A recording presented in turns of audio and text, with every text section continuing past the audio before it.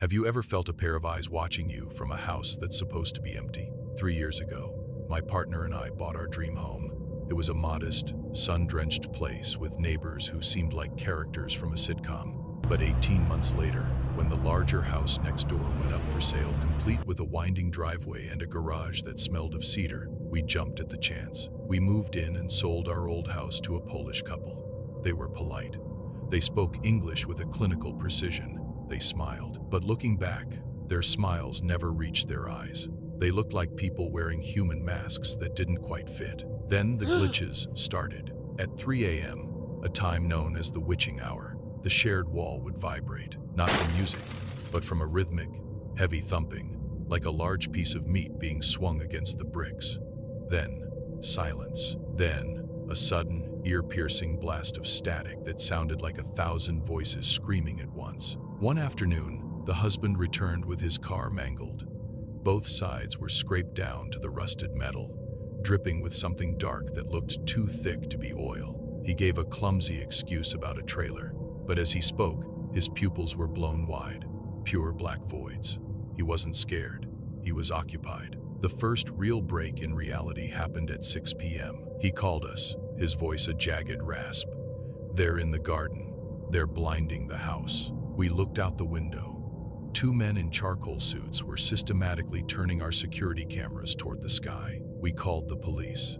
By the time the sirens echoed, the men were gone, but I saw the husband. He didn't come from the house. I saw him park 3 blocks away and crawl through the shadows toward his own front door, moving with a fluid, animalistic speed that no human should possess. We checked the doorbell footage.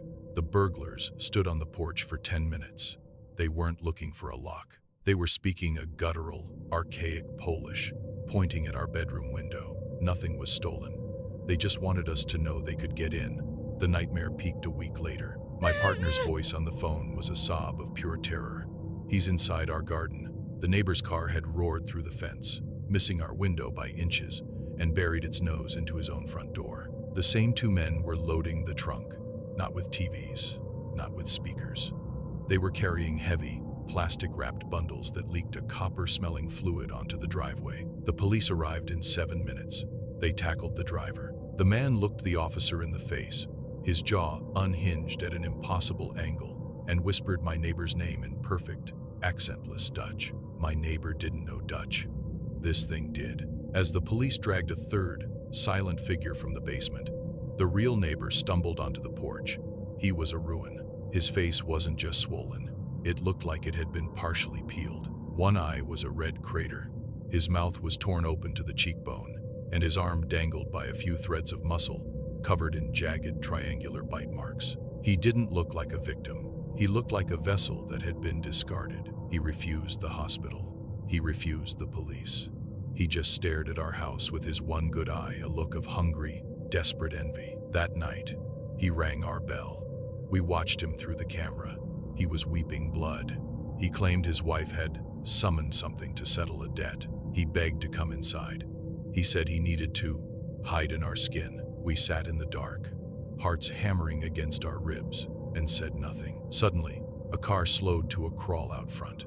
The neighbor shrieked a sound like metal grinding on bone and dove under our car. He curled into a ball in the oil and dirt. The wife stepped out of the vehicle. She walked into the pale, sickly yellow light of the street lamp.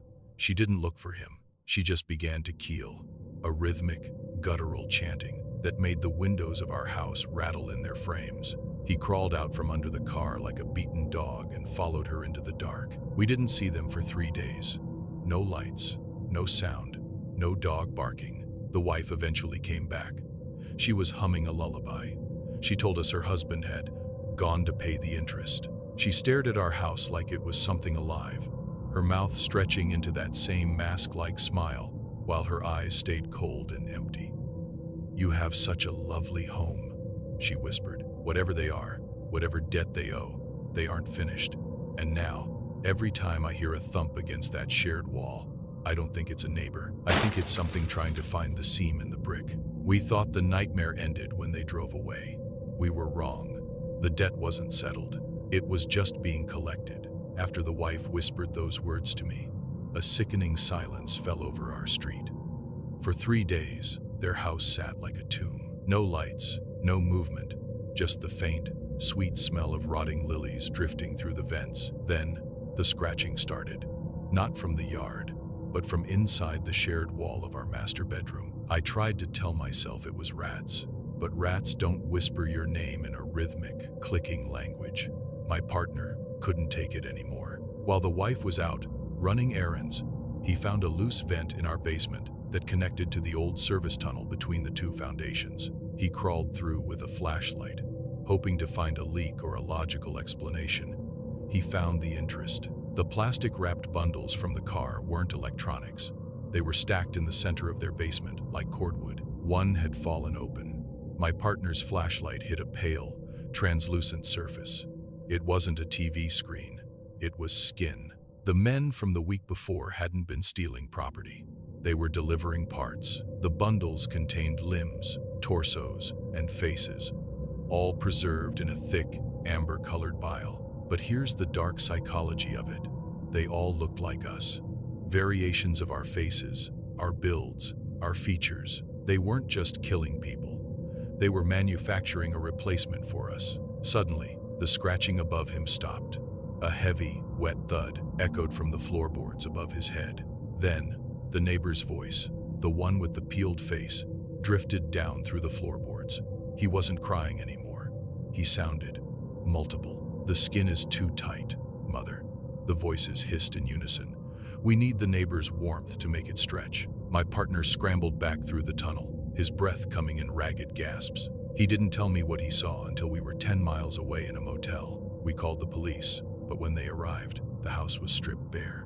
No furniture, no bundles, no amber bile, just a single, jagged hole cut into the brick wall of our basement, exactly where the tunnel was. Beside the hole, written in a dark, copper-smelling fluid, was a single sentence. "We left the dog as a gift. Don't let him out." We went back with the officers to find the French bulldog. He was sitting perfectly still in the center of our living room. But as we got closer, we realized the dog wasn't breathing.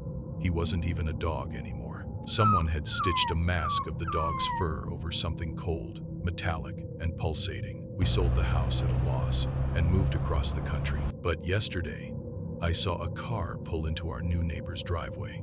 A silver sedan, scraped down to the rusted metal on both sides. A woman stepped out, looked directly at our new window, and gave us a smile that didn't quite fit her face. The debt follows you, and they're still short on parts. Like, comment, and subscribe. Thanks for watching On the Streets. This was a soft kill.